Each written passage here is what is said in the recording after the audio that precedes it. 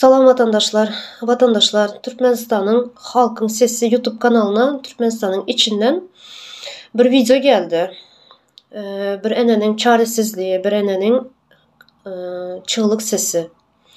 Özüme mene bulanım için onun yerine empati yaptım, onun yerine özümü koydum ve katı kıynandım. Allah kimse yaşatmasın böyle bir durum. Hiçbir enete çağam deyip ağlamasın. Katı kıynandım bu videonu görüp. Hem kıynandım hem sevindim. Kıynanan yerim çağanın men ölesim gelmeye, bana kömeye dindep çaresiz kalması. Böyle bir Türkmenistan'ın içinde bunun yalı maşkalalar, yaman köp, kıynalıp yürüyen, doktora pul tap bilmeyen, son durumuna gelip ölüp yürüyenler, aç kalanlar, pulsuz kalanlar, öysüz kalanlar, garip fukara halkımız yaman köp, bu meni yamanam köp kıynaya. Sevindirici tarafı da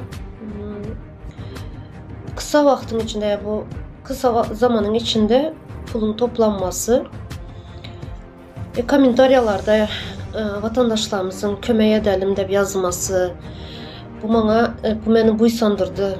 Gurur duydum sizden vatandaşlar. Köp sağ olun, minnettar size. Rozda Ramazan ayında beren sadakalarınız Allah gider yakında kabul etsin. Vatandaşımıza duyarsız kalmadınız. Sadece bu vatandaşımız değil, kesel olan değil, yurtun içi bolsun, dışı bolsun, göre otupma videoları köp sağ olun vatandaşlar. El uzadı otupsular. Vatandaşımıza destek bol otupsular. Bu yamanam onat bir durum. Böyle birbirimize destek bolup, birbirimize kömek edip arkasında dursak vatandaşlarımızın, bu zalim rejimden tez günlerde nasip olsa kurtarırız özümüzü. Bu zalim rejim böyle bir vatandaşımızın birbirimize arkamızda dursak özü korku başlar. Zaten korku başlarının belli bolup duruyor yollar yapıklığına. Hazır bizlerin halk mene menzeden mesela çağa emeklep başlayan vakti yürümek için birinden destek isteyen, elinden tutmasını ister. Bizlerin halkım şunyalı bolup duran hazır. Ve inanyan, ümidim var. Tez günlerde nasip olsa zaten 2-3 yılın içinde göre oturupmuz hazır. 2-3 yılın içinde Türkmenistan'ın halkının yarımdan köp böleği uyandı, gözü açıldı. Ve yollar yapıp dedik.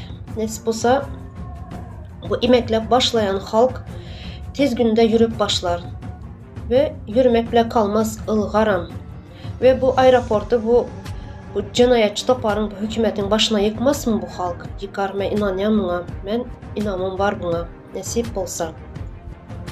Sonra bizlerin halkı, Türkmenistan'ın halkını korkak diyorlar. Yok vatandaşlar. Türkmenistan'ın halkı korkak değil. Korkuzdular. Bu zalim rejim 100 yıldan köpürek oldu.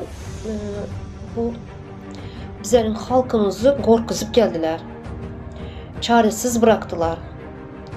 Maşkalası bilen korkuzdular, yakınları bilen korkuzdular, tehdit ettiler. Şunun için bizlerin halkımız suspes oldu. Şimdi 2-3 yılın içinde gözü açıldı. Neme olduğuna göre otuplayındı vatandaşlar. Göz açıldı, korkunu yendiler. Şimdi bundan son nasip olsa ben inanıyorum, bundan daha köprek birbirimize destek bolalı, birbirimize kömek edeli.